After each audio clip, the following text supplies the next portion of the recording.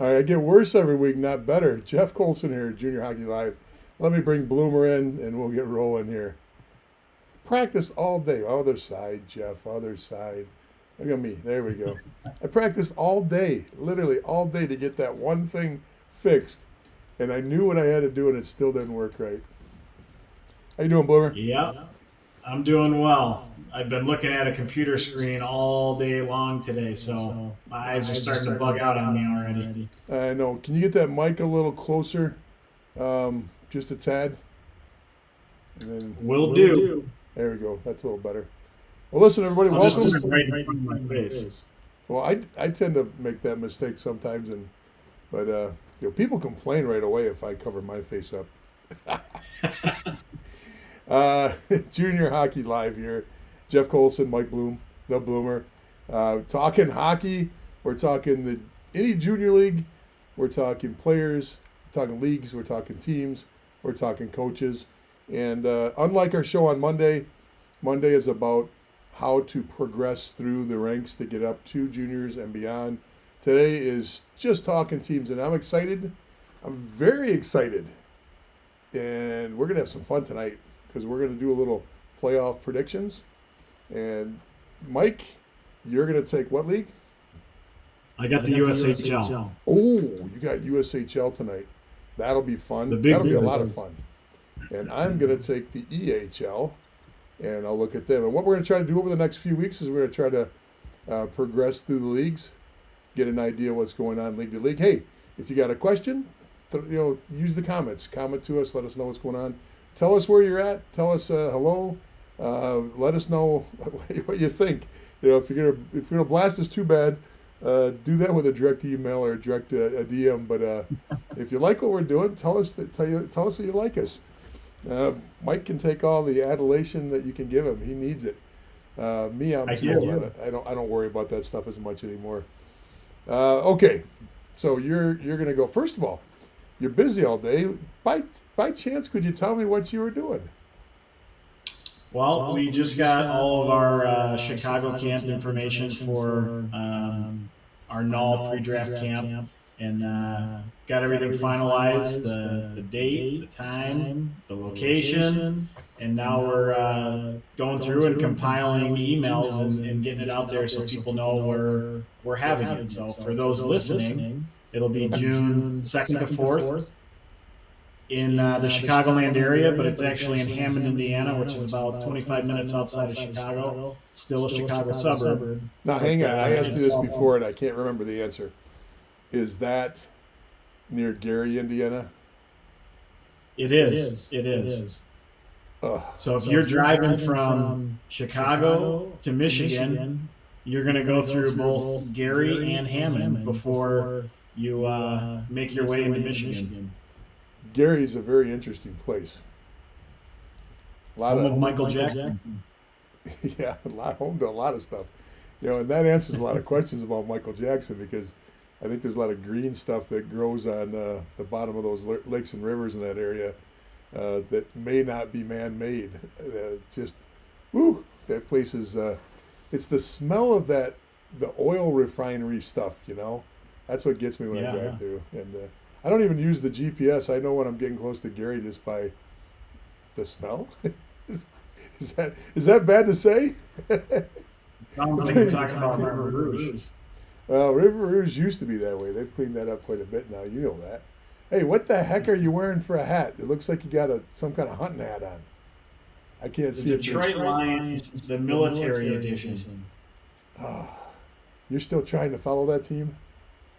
Of course. I'm a lifelong Detroit fan of all sports, but I just don't even try with the Lions anymore. I just don't. If they're on, they're on. They've broken my heart so many times over the years, it's not even worth it. So, okay. I'm all Detroit all the time. You're getting some feedback. Frank, hey, good to see you, Frank. Appreciate you jumping on. Frank's got a message just for you, Mike. He says, lots of echo on Mike. So, I'm not sure why you're getting echo there. I don't have anything I can do to control you, Mike. You can talk a little bit, see if that helps. Hopefully I'm trying a couple things here. I don't know what I can do on my end.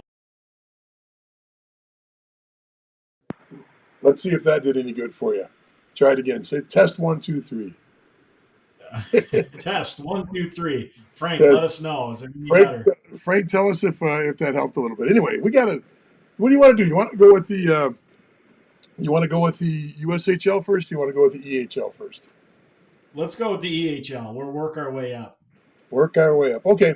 So I don't know how familiar the audience is across the board with the EHL as far where the standings is.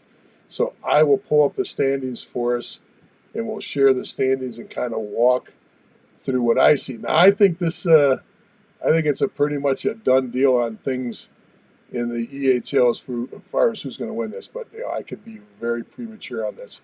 Let me get this up. Game Center and standings, and I'll share this with everybody. And let's go to there. Okay, there we go. EHL page. Game Center is supposed to be standings. There's the EHL. Okay, here we go.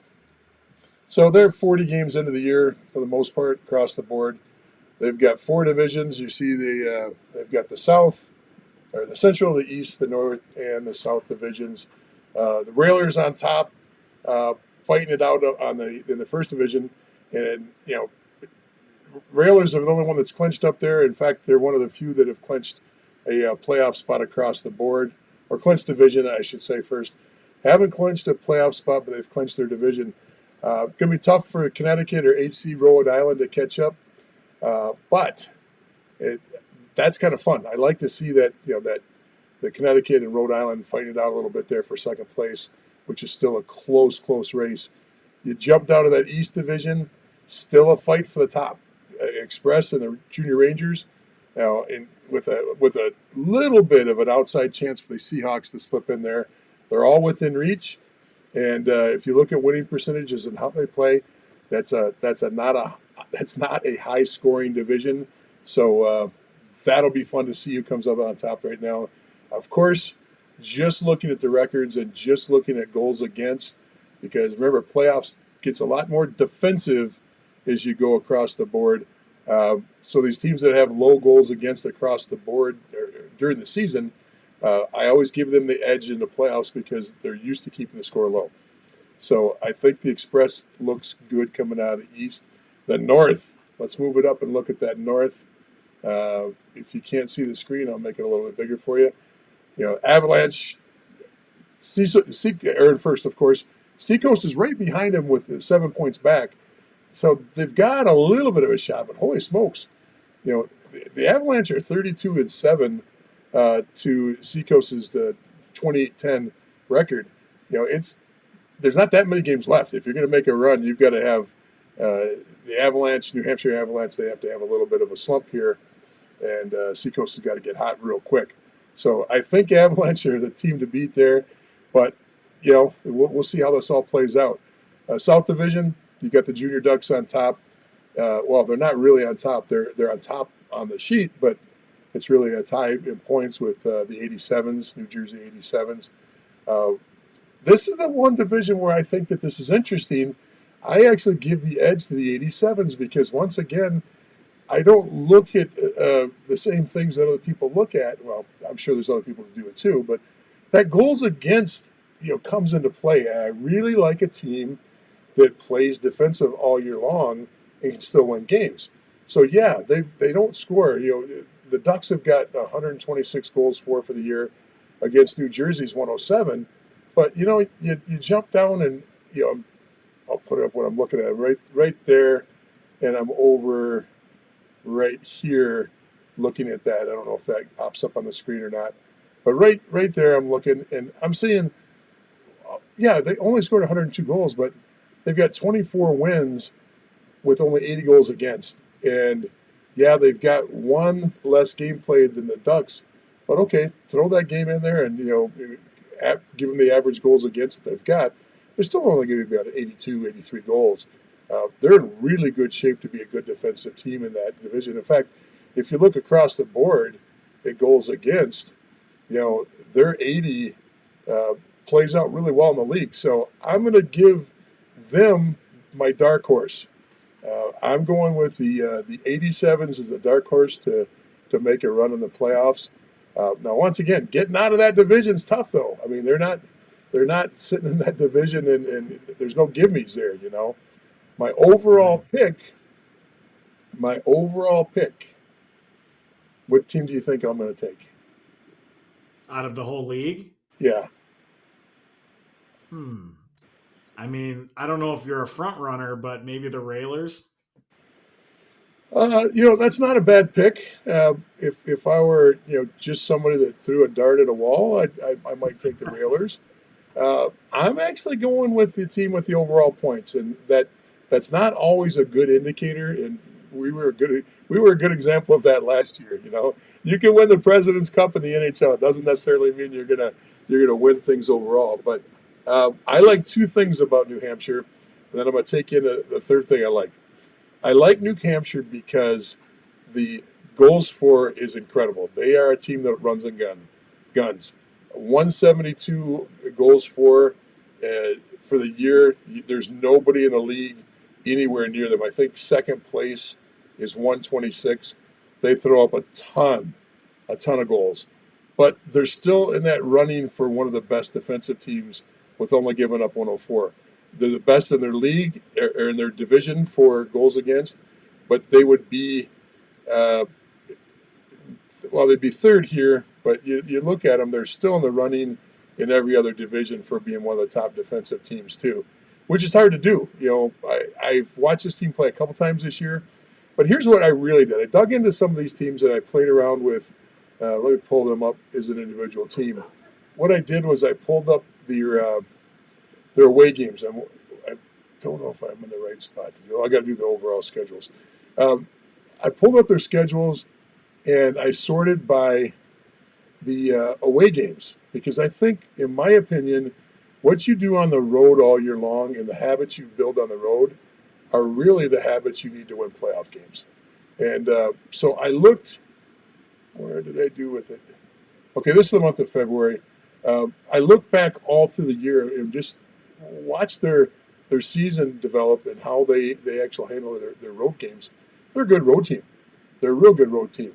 And they have some consistencies on the road as far as keeping the score low, hard to do on the road, and winning games. And sometimes they're winning games by big scores. So you look at their road performance throughout the year, hey, I think you got your winner right there.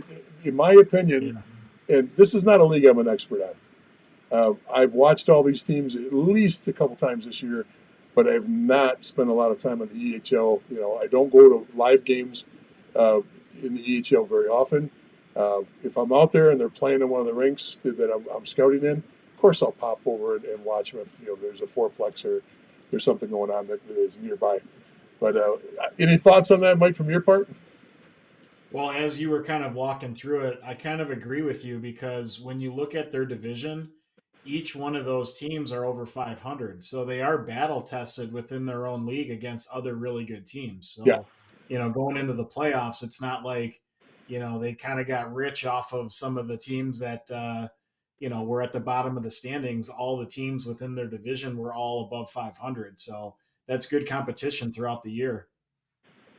Yeah, Stephen just made a comment that that Dansbury needs a win against the Titans.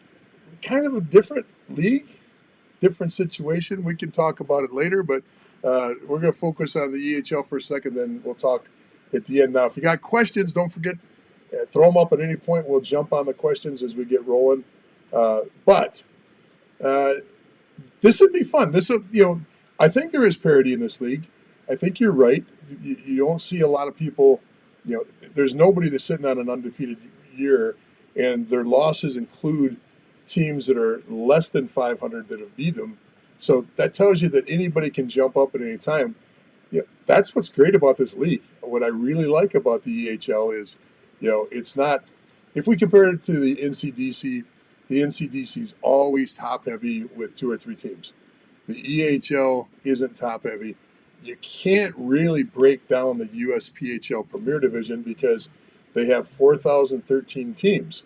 And when you have that many teams worldwide, how do you compare them? You can't because they don't play crossover with everybody. Can you imagine the USHL or USPHL Premier Can you imagine if they had to play one crossover against everybody during the year? So they'd have to play like 120 games to get through the year just to, get all the crossover in. What a That would be logistical mess. expensive. Yeah. I mean, I wish they did what the Tier 1 Elite does. Tier 1 Elite U18, they do a rotating showcase, in all the different zones of the United States. And you don't necessarily have to travel to LA or to Phoenix every year, but in a rotation, a U18 or a U16 team will get out there, and the other team has to come back and reciprocate the next year. They do a really good job with making sure you get coverage without having to play every team in Tier 1 Elite. And Definitely. you've always got a diverse set of games, so that's always fun on that side. But hey, EHL, I'm excited about watching the end here. We'll keep updating as we go on this year and looking at it.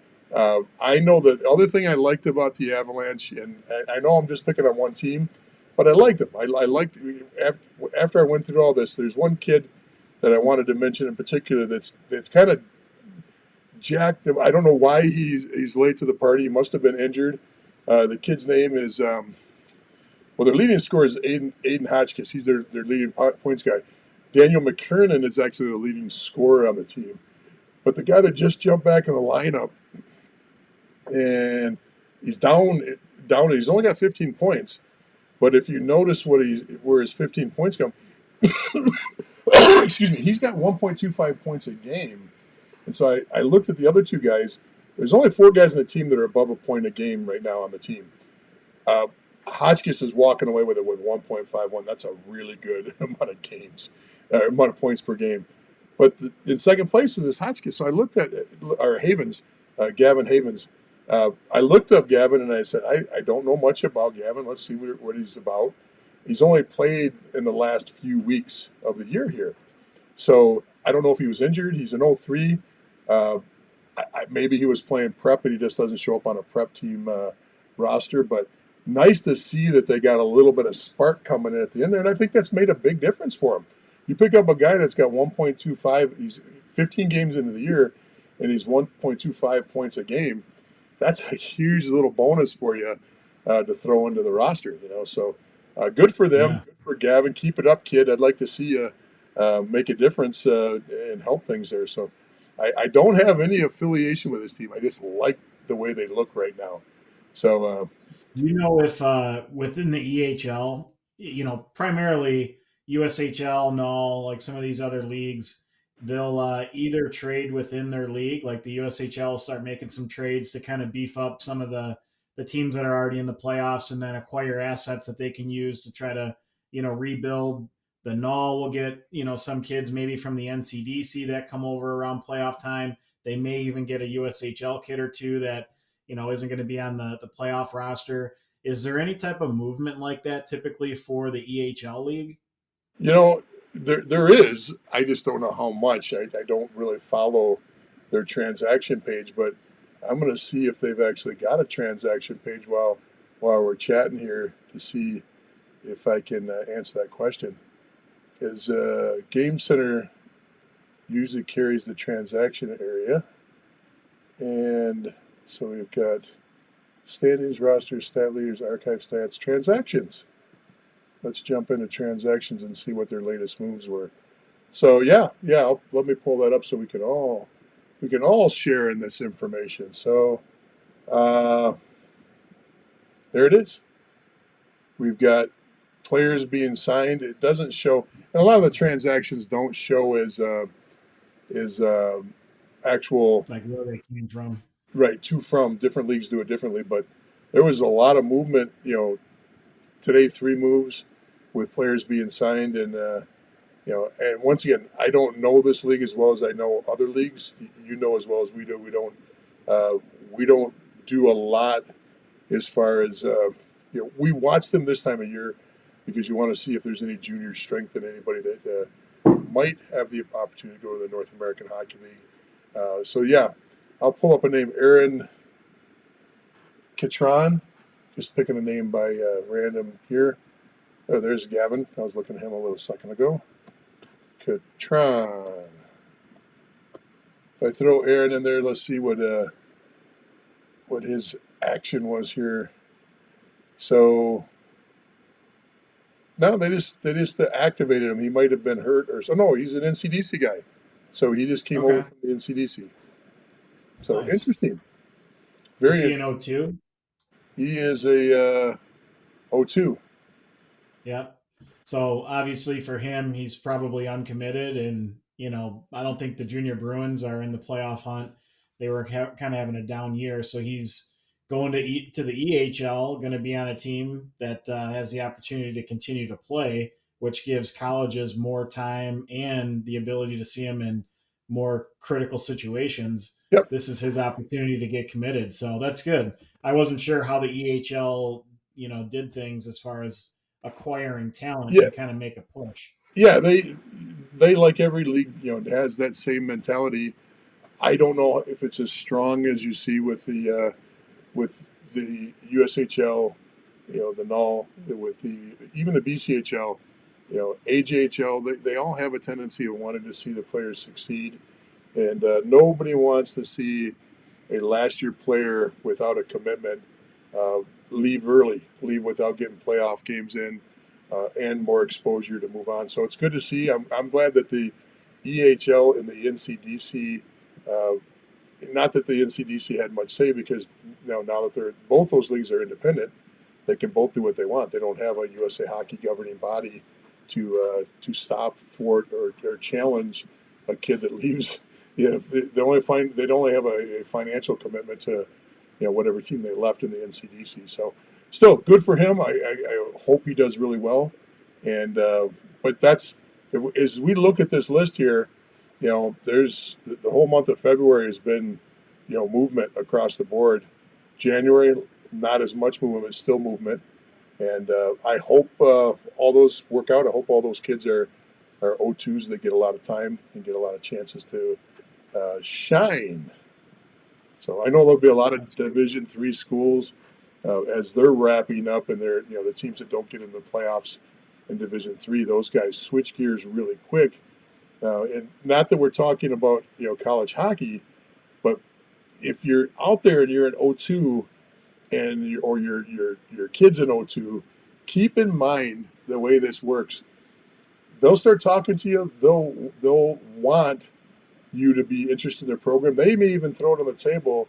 Hey, we'd love you to commit to our team.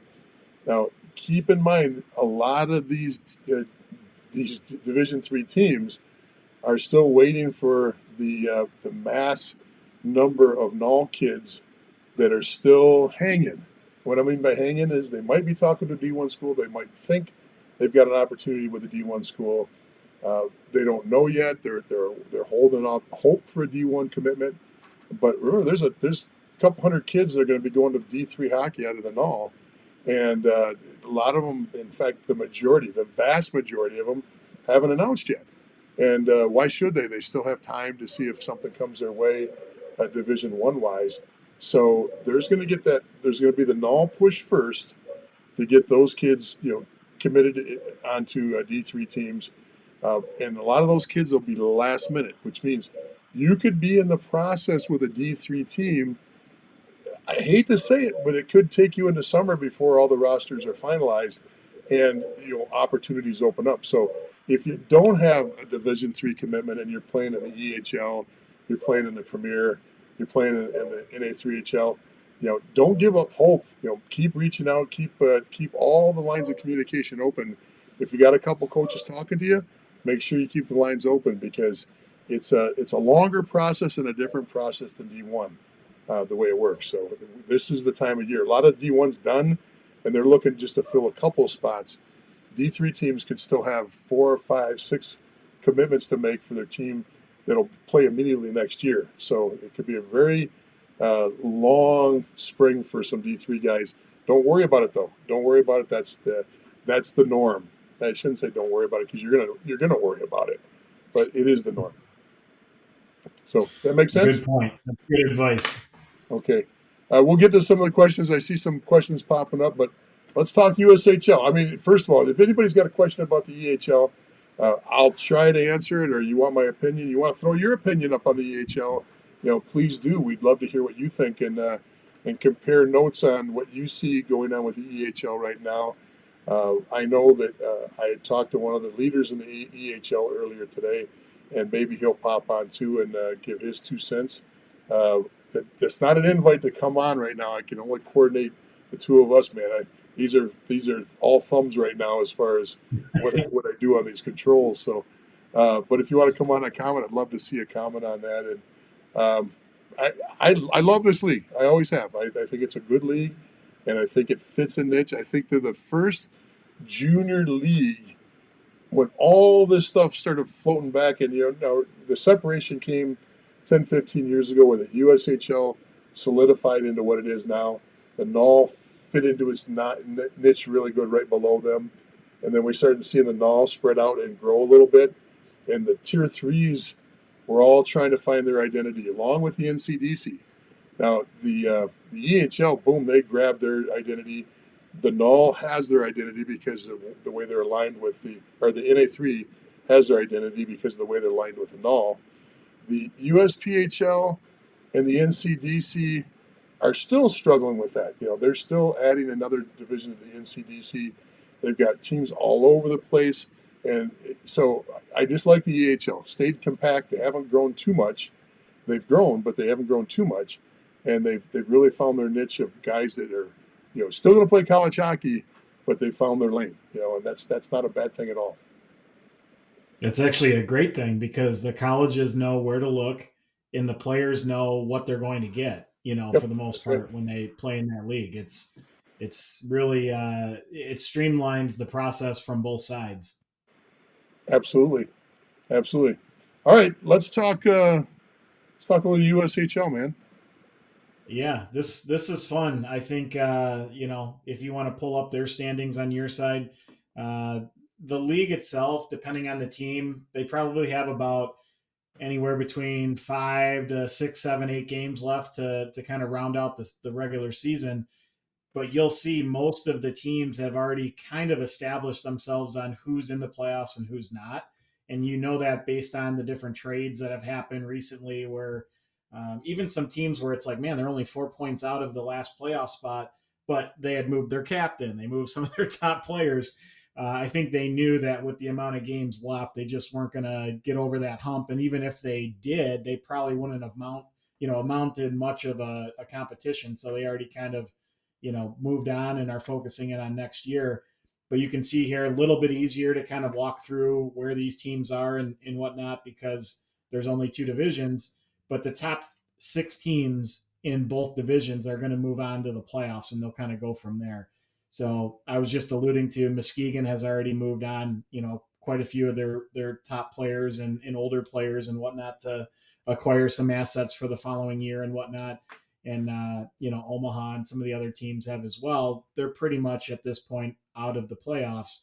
But a couple things to look at. I know we had talked about this league maybe 3 or 4 podcasts ago, just like where things are kind of moving. And at that time, the National Team Development Program was actually first in the Eastern Conference at that point, and they've kind of reverted down the standings a little bit, even though they do have a couple games that they got to catch up to the rest of those 2 teams in front of them.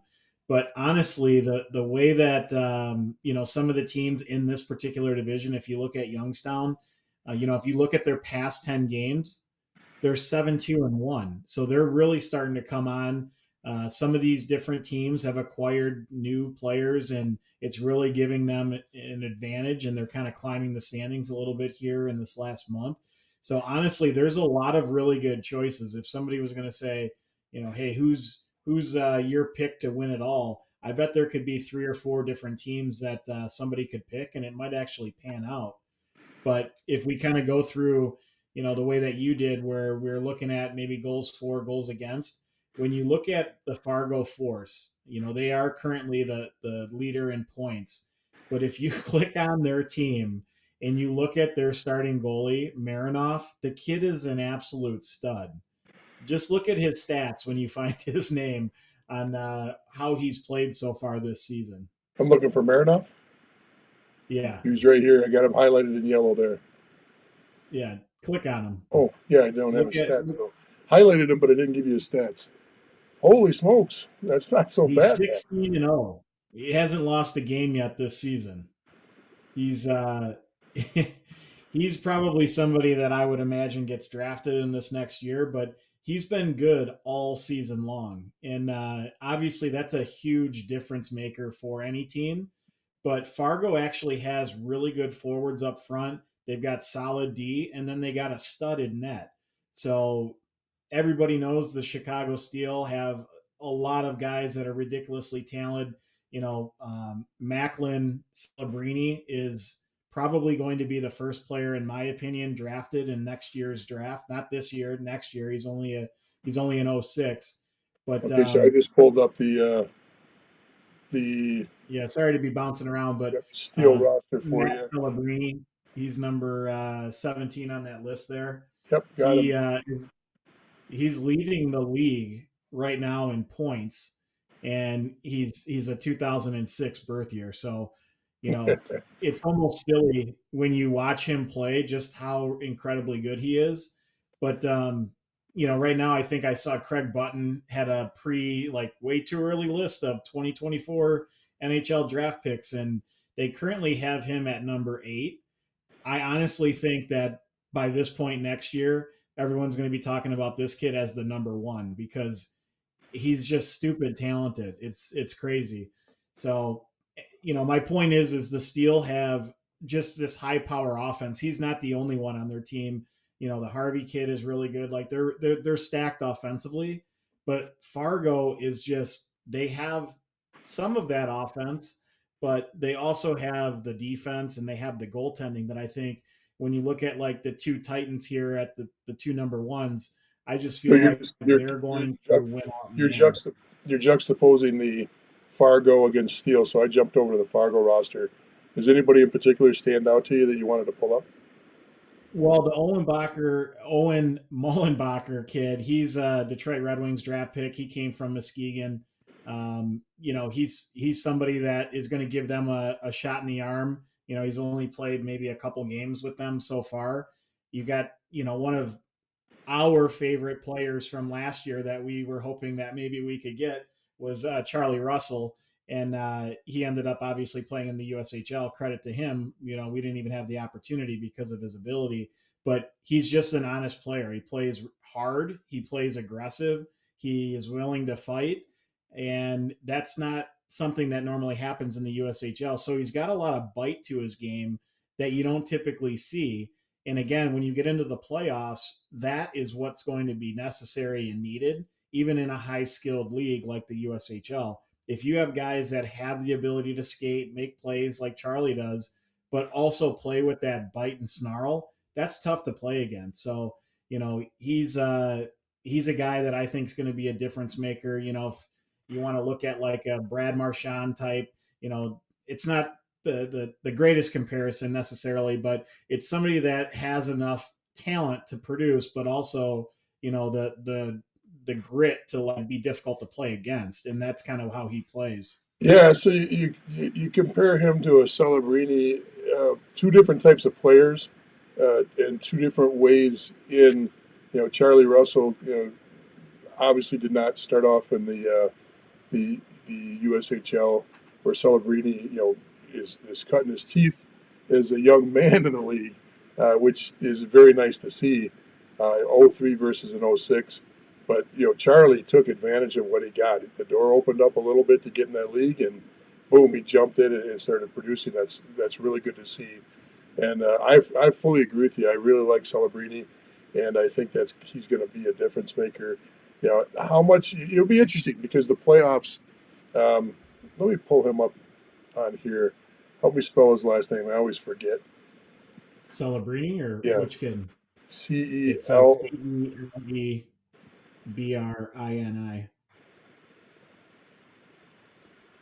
He played for Shattuck last year again as an 06 playing on their prep team, Yep. and he was their leading scorer. I mean, his stats for everywhere he's played are just like video game numbers.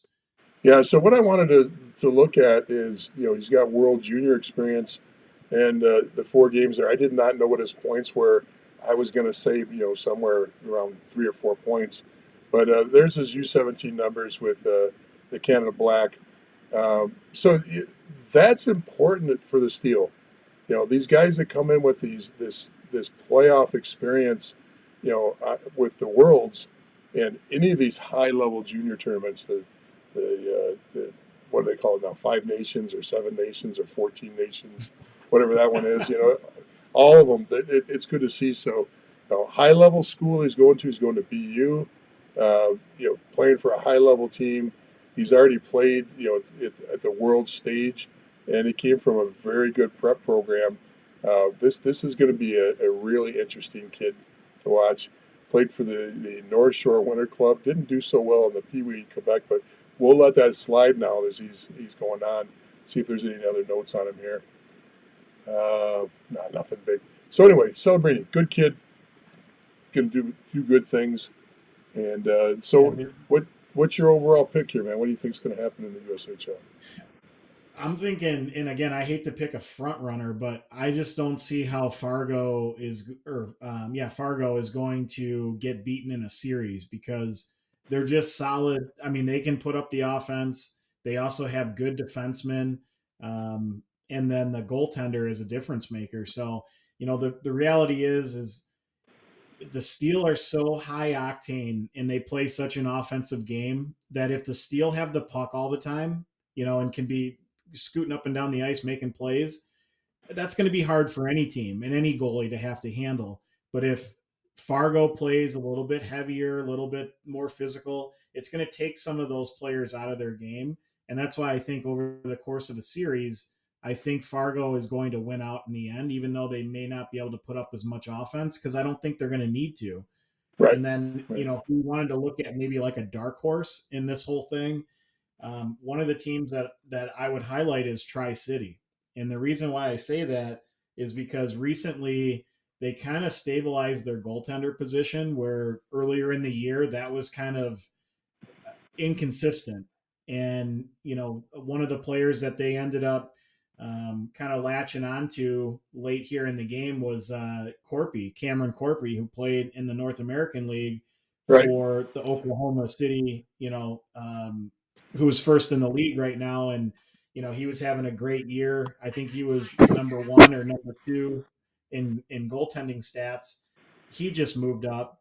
And then also the Burzins kid also has he was basically standing on his head for Danbury for most of the year. And if you look at that team stats, but then you look at his stats as a goalie, like he was really good. So now both of those guys are up into the USHL and they're kind of helping that team play better in front of them. And that's where I think you might see a team come out of nowhere and make a run because they got two new additions that is in the right position for what was holding that team back before. And it's not to, put down any of the goalies that they had there before, but it was just so inconsistent that it was hard for that team to ever really fully get going.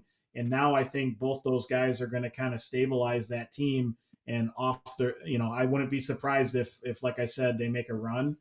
And plus their head coach that you always had as your elite prospects beginning, Anthony Noreen, like he's been in the league. They won the league. I think it was last year, right? Didn't they win the championship last year? Yeah, Or I maybe believe the year so. before. I gotta figure out how to fix that. Gotta get Noreen off of that. Poor guy. He's on every single show we have. Yeah, probably not bad marketing for him, but maybe I gotta charge him. There you go. So that's kind of my dark horse. I think Tri City's got a chance to make some noise now, and kind of figure out who's the number one out of those two that they just brought in over the next 5 to 6 to 7 games that they have, Yep. to finish out the regular season. What I did while you were talking is I realized I did not change the titles for all the places we stream to, so that actually gave me a second to, while we're live, actually to change the titles to say playoff predictions. So that was actually nice. We got a little work done while we were sitting here. So you got any? I'm going to tell you what I think. I'm never going to bet against. I'm a little bit of a homer. I know the program well. I shouldn't say a homer because they're not my hometown team, but I have a favorite here. I'm going to pull the league back up here and uh, and discuss it from that end. Just give me the ability to pull up the standings here again. One more down. Yep, there we go. There you go. So, you know, I I really like and think you got to watch out for this team right here, Dubuque. Yeah. I think the two dark horses for me in this are Youngstown, Dubuque. I think they've both done a phenomenal job of, you know, I think they're two. The Steel are always up there, but I think the two up and coming teams in the USHL right now are sitting right there. Um, always have consistent. Well, I shouldn't say always. Youngstown did not have consistent management, but in coaching, they've righted the ship, and I like them a lot. I like what they're doing. I like the way they play. Dubuque's just got they're solid. They're solid across the board in almost every aspect of the game. I just like them. I think they've gotten better in net, and I think that gives them a chance because they're upside down as far as goals against. Uh, I think they're running about a minus 15 for the year or something, but I think they're doing fine right now. They're 5-3, which puts them up in this as the third hottest team in that Eastern Conference. But look who your hot teams are. You got to take away the National Development Program. But your hot team is Youngstown. That's the next hottest team. So, and then the Green Bay Gamblers and Dubuque. So I really think that I like them a lot. I'm going to go down and when we're talking about the other division, um, I really think that we use that same philosophy that I talked about earlier. I know you just don't like to grab a front runner across the board, but Fargo is hard to score on. It's Right. you throw that in the mix, as long as people can play playoff hockey when you get to that point of the year, and they don't succumb to the nerves or succumb to the pressure, because some of these kids, it's a young league. There's a lot of first year players in this league. And if they're playing in a prep school situation, super short season. If they're unless they were playing on a U18 team prior to prep starting that year. If they're playing in a high school situation, which some of the Minnesota kids are in that situation, super short season, and not only from times but games too. So even if you make the playoffs and make a run at states in Minnesota, it's a different world compared to getting 50 games in and then going into a battle to get out of the playoffs. So, as long as the teams, the difference right now are that the kids that play battle tested as rookies. If those kids step up and stay consistent, that's why I think the Celebrini kid's going to do so well because, that world stage, it's almost like playoffs are nothing once those kids get a taste of the world stage. You play Yeah. with the bigger crowds and the bigger stands. It makes a much of a difference. And a lot of times, and I don't know his complete story, and I can't remember what ranks I was watching on. Usually, when I'm watching those younger guys, I make note of what size rink they're playing on. If they're playing in North America, and if they're playing in Europe, you're obviously playing on Olympic size ice because that does make a difference too. So some of the bigger boys add a couple huffs up and down the ice when they've got to play on that Olympic ice, and it wears them out a little bit faster. I know it used to wear me out when I played. All right, anything else, Mike, on that, or Well, should we jump on and see if we got any questions? well, I was just going to say, when you look at the goals against for the Steel, I mean, they have to outscore their mistakes because they have one of the highest goals against in all Yeah. of the league, but yet they're first in the league. Yep. Whereas you look at Fargo, their goals for isn't far off from the Steel, but their goals against is significantly different. You're talking Huge about, difference. Huge difference.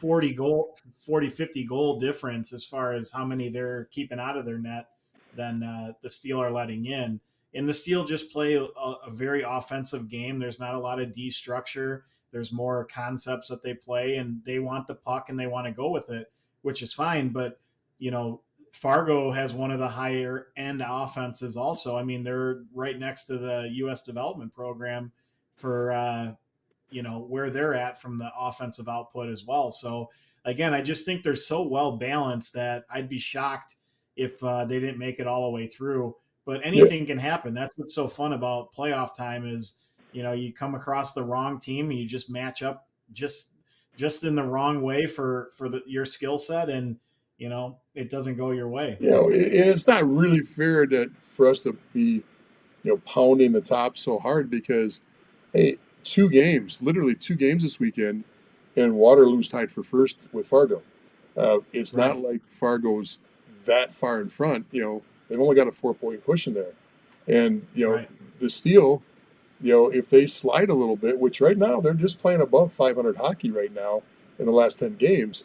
If they keep sliding, I know they're 4-1, so their slump is they had a slump 5-6 games ago. But if they run into another little slump like that, holy smokes, you can see Green Bay, catch or pass them. Now, the fortunate thing is there's only a few games left. Chicago should be able to hang on, and Fargo, I shouldn't say fortunately because I don't really have a skin in the game between Green Bay and Chicago, and I really don't have skin in the game between Waterloo and Green Bay catching them, or Chicago and Green Bay on the top, and then in the Eastern, and then in the Western, Fargo and Waterloo. But my only point is, there's still a lot of hockey to play yet, and we haven't crowned division championships yet. And either one of these conference championships are still up for grabs. Yep, you're absolutely right. That's what makes this so fun because there might be some slots that change, from the teams that are going to make the playoffs, which then could, alter the matchup, that they're playing against. So it'll be fun to watch these kids play. And, you made a really good point when you were talking about Celebrini. There's always that phrase that people use where big time players step up in big time games, but he's every bit that, where you give him a showcase or, all eyes are on him. And that kid is so good that he's like it's kind of like what we saw with Bedard on the world stage. Like that kid does not crumble under the spotlight. He rises above it. And, Right. Celebrini is very much that same type of player. So it'll be nice to see if they do make a run just because we get to see him play more. Yep, I agree.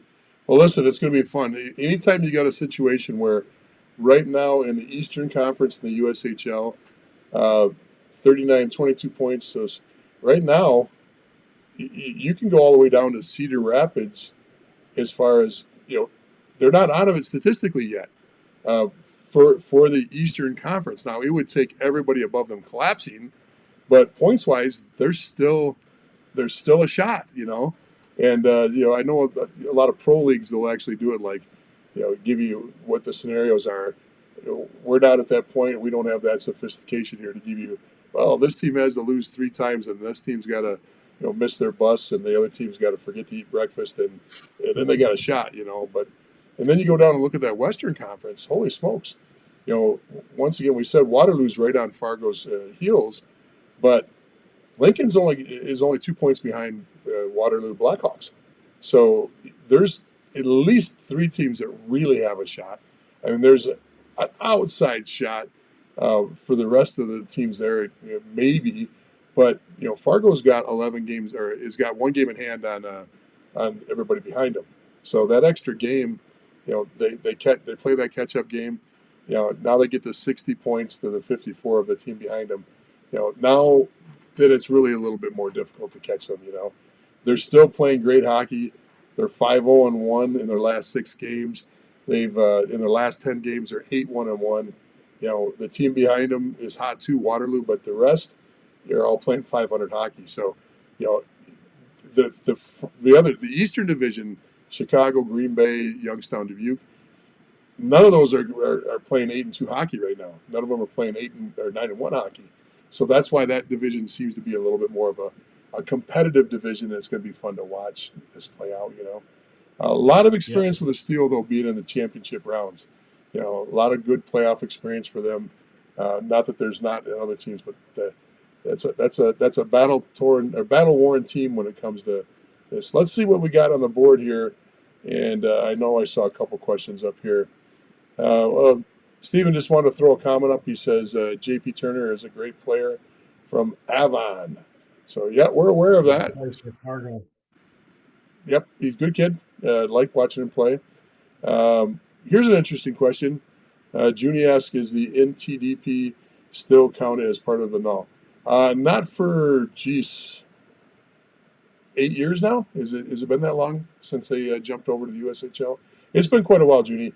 But you're right. Back when the null was 10, 11, 12 teams, and it was a smaller league, the National Development Program had their tongs in there, and it was really a good fit in the null. What's happened is as the National Development Program literally became a national development program where they really were bringing in the best of the best, which took a while. That program has evolved. When that first started, they went through a phase of we're just going to take big kids, and you'd see the whole national development program was 6'2", 6'3", 6'4", but they weren't necessarily the best skaters. They weren't necessarily always the best players. This is going back in the when they first started at 97, 98. I can't remember exactly what years you are. Don't fact check me on that. It was back in that range though. But they went about it a little bit differently, and then they also put a lot of emphasis on, getting the second generation of NHL stars, their kids involved. Now that still happens, but I think there's a lot more legitimacy with the names that show up there. I know just as many NHLers with quality playing kids that are maybe still USHL bound or NOL bound or BCHL bound, but they have no shot of playing on the national development team because they really are separating and pulling the best of the best out. Now, there's always going to be an argument that there's a political situation somewhere on the roster. There's always going to be an argument that the coach favored somebody else, or there was money behind the scenes, or I don't know about that stuff. I don't believe that. I think that they've got a much better system now. That may have been the past, especially when they're first starting out. Too many people. It's like the movie Miracle. When they first started out, there was just too many hands in the cookie jar.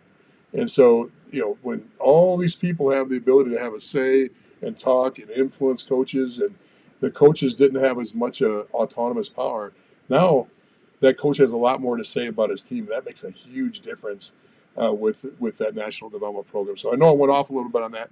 No, they're not part of the null anymore, nor should they be. They really are well suited where they're at. That doesn't mean that I don't believe that there should be a second regional national development program. I believe there should be 3 or 4 national development programs set up. If the NHL is going to give us money, why wouldn't we be setting up centers of excellence? That the USA hockey system, that was when they rolled out the ADM, and I know I'm going on a little bit of a story here, but when the ADM first rolled out, it was also rolled out with high performance hockey. It came out simultaneously. This ADM is going to be about long-term development, and it's going to have a faction of high performance development. The original high performance development model, some of you old schoolers can remember this, some of you might not remember this, but it was going to have pinnacles, and all talent was going to play regionally. There was going to be no USHL handling things the way they do now, where it was all from everywhere. The USHL was going to be, for example, Fargo might have been the Fargo area, but it was also going to include other areas, so it was their own pyramid, and they were going to change things a little bit. They were going to change it so that every region had a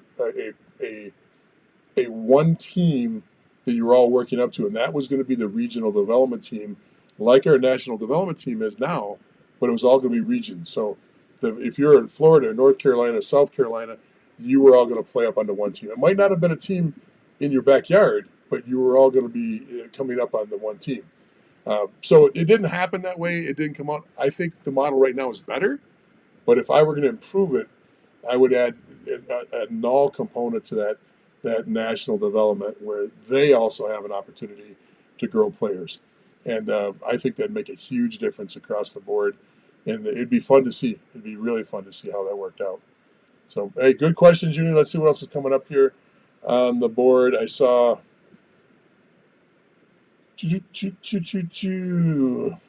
How many players are on a final roster? Jeremy asked. Mike, got that one? I do. That's a familiar name, and I think I see from the picture it's a North Star Christian Academy jersey in there. So I believe this is coming from somebody that may play for Aberdeen. Yeah. So the final number, the final roster number is 23. Yeah. So it's 23. This time of year, it's locked in. Trades are done. Player movements done. There'll be there's a reserve affiliate component that comes into play now. Don't ask me the details on the what a team could do if they get in trouble as the playoffs come in after everything's locked. But 23, you could have an injured reserve player up in the stands that might be coming off an injury, but that would be an add drop. You'd add him onto the roster and then drop the person you had filling in for him. So, great question, Jeremy. Thanks, appreciate it. Let's say hi to Andrew. Andrew's on. Andrew's also helping us out on our discussion board as a moderator. Appreciate it, Andrew. Good to see you. And then we've got here's a question for us.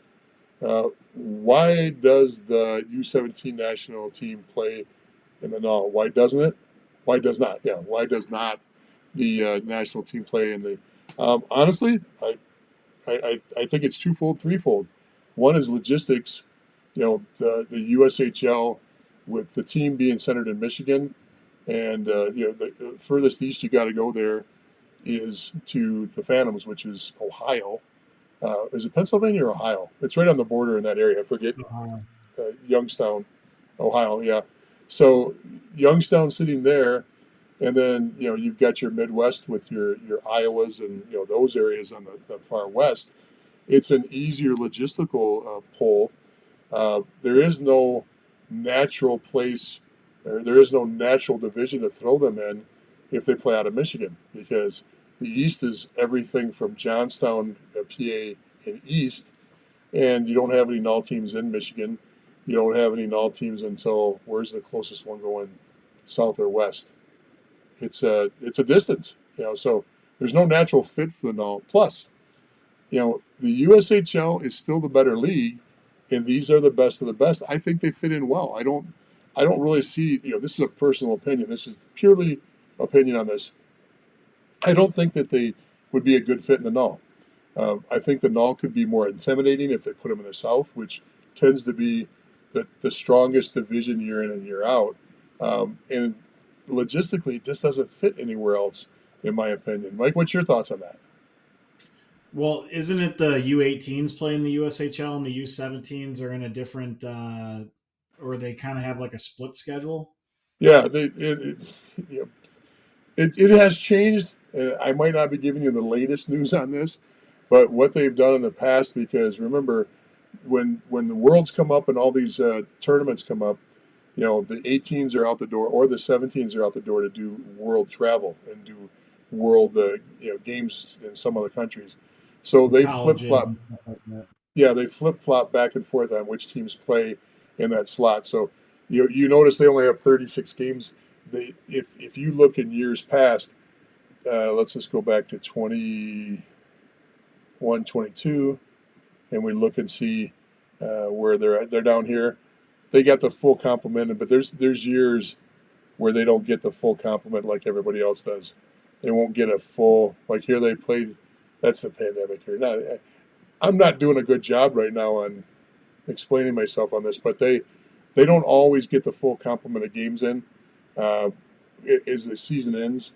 So I wouldn't really worry about them, which team does what, because they kind of use that slot to put whoever they want in to fit. Now they don't do much of is splitting splitting the teams up and putting the best of the 17s and 18s. They stay as a core unit, but and they know ahead of time. It's not like the USHL goes, which team's showing up today? We're playing in but there's so much else going on with that national team uh, sentiment, that they get tied up on the world stage more, or even the North American stage more.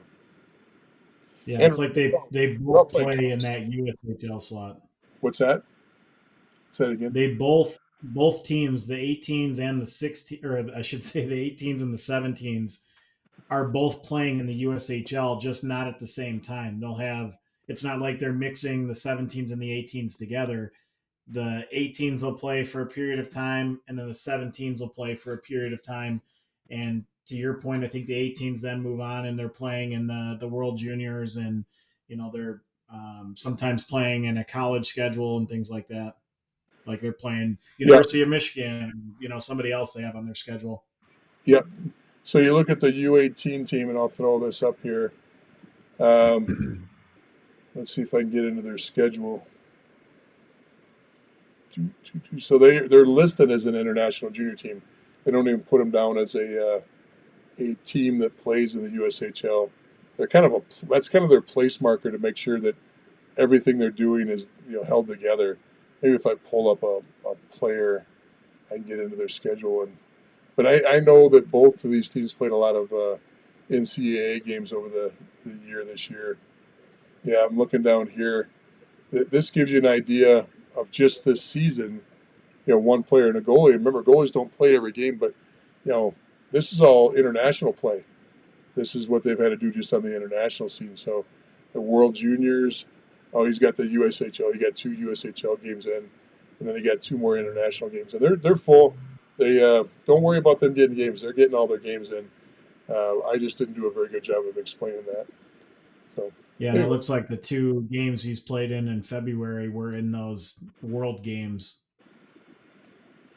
Yes, sir. Yes, sir. All right, let's get one more on here. I'm excited about the 2 new teams in the NAL. Going to be very interesting. That's coming from Junie. Yeah, Mike. I'm liking it. It's going to make my world easier because they're putting a team back in Rochester. For those of you who don't know, Rochester had a team 99 2000, I think it was, one season. And the reason that they took the team back is the NAL. I want to say they took it back. It didn't work, and they were trying to fly the team to a lot of their away games. So they actually had a budget bigger than the AHL team that was in town for travel. Now think about that. The AHL plays 30 more games or whatever during the year. AJHL had the ability to travel by bus much more than the NAL team did at the time. And if you got to go to, back then they had NAL teams in Michigan, so they were flying to Michigan. They weren't busing because the teams were, I believe, in Alpena at the time. Alpena, you don't drive there. That's a long drive from upstate New York. In Dallas, they were flying down there. It was a tough schedule. So this is second go around different because now there's an East Division, and they still might have a couple 7-8 hour trips, but I think it's feasible. I think it's doable. So my life's easier. I get a chance to have a team local, so I can get much more in tune with our team in Texas because I can see the play here and I get an idea. Okay, that's what that kid's doing in the league here. And it's just easier to triangulate players, and I'll also be able to see their scouts on the road and try to counter everything we're doing. So it'll be fun. Yeah. I'm looking forward to it. I think it's a good chess match. I like the fact that they're both going into hockey markets also. So you've got a good, feeder program within that area of New York that team can capitalize on. And then the team going into Colorado, obviously Colorado's got great hockey there as well from a AAA and youth standpoint. So, it just gives those kids a lot more opportunity to not have to go quite as far if they don't choose to. Right. And like I said, there's already a hockey market there. So you would think from a fan base standpoint, there's already interest in that area that, hopefully will help that team and, create a good environment for all the teams as they go and play there. So the question comes in right now, how much talent does the NAL have exactly? That exactly word kind of throws me because it's hard to answer how much talent exactly. Let's put it in perspective of draft picks. You're going to see, on average, the NAL will get 1 to 5 draft picks on every year, and it's NHL draft picks. Yeah, NHL draft picks, and those draft picks tend to be, not always, but tend to be goalies. The Null has a really good reputation of putting out high-end goalies and goalies that move on to play, high-level college, Division I college, and move into the pro ranks, even into the NHL.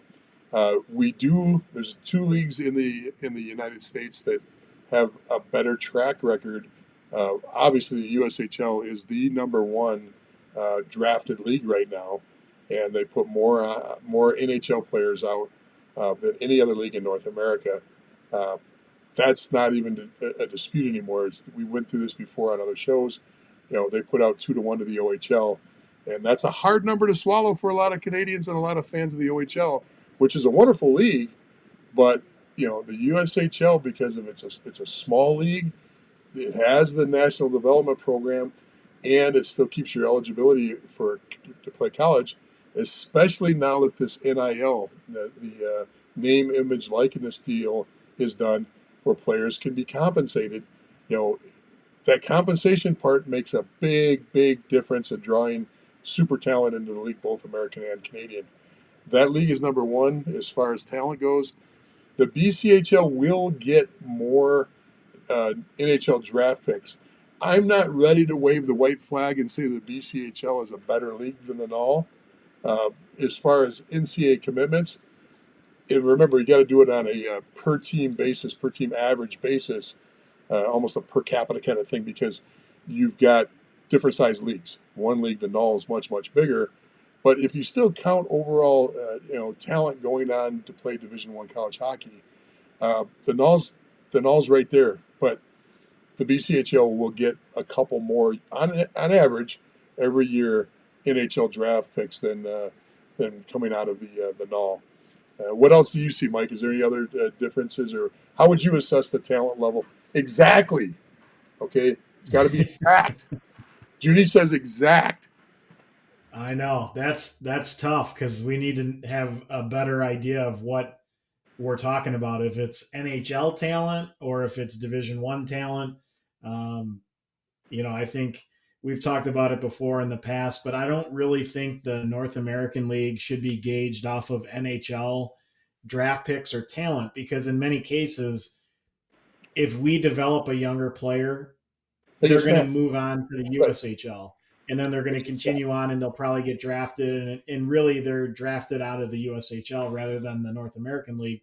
We're kind of sandwiched in between tier 3 and tier 1, where our goal is, and it should be, Division One players. And there's a rung of Division One teams that our players will go to. And it's not necessarily the Boston Universities and the Michigans and the Minnesotas and the North Dakotas and the Denvers, but it's going to be that next level and then Army, down. Air Force, Quinnipiac, your Mercyhursts, your Canisiuses, your RITs, those. Maine. Right. You're going to see the smaller Division I schools. You're going to see Miami of Ohio. All those but programs. Your majors. Rarely do you see kids go to North Dakota, Minnesota, Wisconsin, Michigan, Boston College, BU, Providence. Most of those teams do not have a lot of NAL guys in their roster. In fact, they've got very few. Sometimes you'll see one or two, and it doesn't mean the kids didn't start out, didn't get a year in the NAL, but they swept up to the USHL really quick if they did play in the NAL. So just like in our example when we were talking about the two goalies that one from Danbury, one from Oklahoma City that were playing fantastic hockey in the NAL have now moved up to the USHL. The kid that played for Slovakia in the World Juniors that was playing for the Chippewa Steel, he's up into the USHL now. So obviously, if those players end up getting drafted this year, they're going to be drafted technically from the USHL, but yet they got time, in some cases, a whole season in the North American League. They're just not topping out in the American League. So if they did top out in the American League, they're going to go to Division I and one of those other, programs that we just talked about. But if they're truly studs that develop, they're going to end up in the USHL. Yeah. So, to kind of summarize what we're saying is, if we're looking just at Division One, you've got an argument between two leagues, and they're totally drastically different leagues USHL is number one. We don't have to worry about that. We're talking about two leagues battling for who's got the supreme level of talent. I don't think you can argue it that way because the numbers, the vast majority of the numbers of players coming out of the NAL is much higher than the BCHL's numbers. And we've seen a slight decline of both Americans going up to the BCHL, and even though they claim to have set a record last year, I don't foresee that record staying the same way. I they advertised that they had a record amount of players that went NCAA Division One out of the BCHL. Great league, it's an unbelievably fun league to play in. You hear very little complaints. Maybe homesickness for some Americans, even Canadians from the East Coast. Maybe some kids get the grind of the travel because the travel in that league is much harder than you would as a comparison to the NAL. The NAL, because they've got these regional pockets, is not so bad. Now this next year for the NAL, we'll wait and see because that looks like it might add a couple real tough trips in there. So good question. Thanks for the question. Let's see. Okay, we'll let you handle this one, Mike. I'll read it. You answer it. Who do you contact for draft camp invites, coach or director of player development? Well, since there is no more directors of player development, according to Mike Bloom, go ahead, Mike, answer that question. Yeah, I think you can email both of them. I would, if if both people are listed on the website, I would take both of those emails and just send one email to both people, and that will cover it. Some programs don't have, their scouting staff information listed, or if they do have a director of player personnel, so they might only have the two coaches listed or somebody. That's perfectly fine. The coach is going to end up, if they have a staff, shooting that over to them, to take a look at, to send out emails or to contact.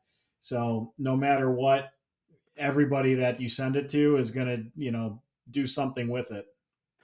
Hey, Mike, just between the two of us, Frank might be fishing for an invitation there, so you might, not. We don't have to mention this on the air, but you might want to send him an invitation. If Frank wants to go to Hammond, Indiana, June 2nd through 4th. Frank, if you want to go, you might want to be able to take my spot. I might give you my hotel room and let you go there. I got to figure out how to wear a snorkel with a filter on it. Is that fair to say about a place in the United States? Yes, it is fair to say that. So, all right, guys. Any other questions? We'll give you a second here. Mike, what do you got going on this week? What are you doing?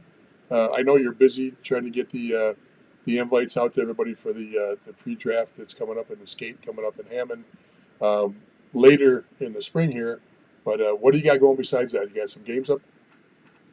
Yeah, I mean, we meaning all the Chicagoland area start the state tournament. So all the AAA teams are starting to play each other. They're actually playing each other through the week. They play like a best, I guess it's like a series kind of thing where they play each other, and it gets to who's going to be in the championship. So they do their home and homes and different things like that. So I'll be trying my hardest to work around my own practice and game schedule for the teams I coach to be able to get out there and see those games. But then we also have our state game on both the 16s and 18s play on Sunday. And that's one of those, ours is different at the AA level. You win, and then you're into the round of 8, which turns into a round robin. If you lose, your season's over. So a lot of pressure on that one game just to get in.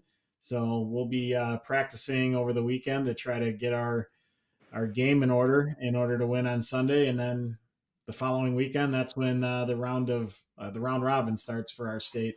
But like I said, so trying to scout as many games as I can and work around that for the games I coach. I know there's 2 showcases going on. I believe, isn't there an NAPHL event in Detroit this weekend? Am I correct on that? USPHL, yeah, I think so. You're right. No, not In USPHL. I thought it was. I thought maybe I'm wrong. NAPHL. Yeah, NAP. I thought there was an event. If not, I know there's something going on in Detroit, a showcase. Maybe it is a USPHL showcase event. But I also know No, it's NAPHL that's what event. I originally said NAPHL, and I thought you said Yes, no. I'm agreeing with you. Okay, so there is an NAPHL event, showcase event. Correct. Is it at Troy? Where are they having it at? It might be Ann Arbor. Okay, I know that Ann Arbor held the last one. I was up there for that, so maybe Yeah. somebody else. Yep, Jeff comes in and says NAPHL playoffs. Jeff, what rink are they playing at? Are they in Troy? Or are they in Ann Arbor? Or maybe they're even down in. If it's not Troy, maybe they're playing Trenton. down. What's that? Sometimes they'll play in Trenton. Is it Trenton? Is that what they call that rink down there? Yeah. Just listed. Jeff says it's just listed as Detroit. So any one of us could be right on where it's being played at because when they put generic You're Detroit casting down, a wide net. yeah, it's going to be one of those rinks. So you're either going to play where Bell Tire's playing, you're going to play where Oakland Junior Grizzlies play, or if they play out in Ann Arbor. Ann Arbor doesn't have a AAA program, one of these Tier 1 elites out there, but it's not that far from Victory Honda. But it's a really nice facility, the Ice Cubes out there. So it would be one of those three places. I know that Blaine's got Tier 1 elite this weekend, too. That'll be interesting to see. I am not going to anything this weekend. I'm going to watch some on TV and do some scouting, but I'm going to play a little catch up on getting my books back in order on all the players we've already seen. So sometimes it's better to focus on who we've already talked to and make sure to reconnect. And I'm doing a lot of reconnecting with players this weekend that I haven't talked to in a while, and make sure that I just check in with them. So that's what I'm doing in the scouting world. And folks, thank you so much for joining us. Thanks for jumping on. I really appreciate it. I know Mike does too. You've been a phenomenal audience over the last couple of months here as we try to grow this. Don't forget, you can go to Junior Hockey Live, is a YouTube page, or you can go to Junior Hockey Advisor. Either one of those or both, you can go like and subscribe and follow. We'd really appreciate that. We're trying to continue to grow our subscriberships on these YouTube channels. It's important to us to do that. And if you have questions, you can always DM us and let us know what you think about things. Give us, if it's a negative, send it to Mike. If it's a positive, send it to me. And that way we'll get it taken care of properly, and things will end up in the right in and out basket. So once again, thanks, Mike. Thanks for coming on. We had a great night with you. Thanks, Jeff. I think this was fun. Now we get to see how it all plays out and which players that we talked about actually perform the way we thought they would. I don't think we took much risk on any of our choices for who we wanted to win.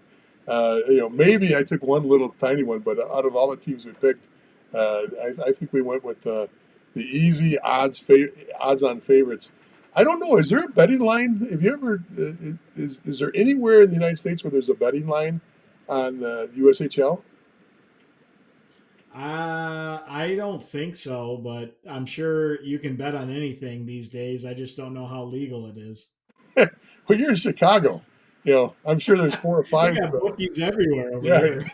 4 or 5 places in your neighborhood you could go to put a bet on the game if you really wanted to. Seriously. Anyway, have a great night, everybody. Thanks so much for joining us, and we'll see you next week. Don't forget to jump on Monday night and to watch us talk about the process. Remember, we talk Wednesday about the teams, the coaches, the players, and the other show we talk about the process on. I get to the next level. All right, have a great night. Take care, everybody. Thanks, everyone. Take care.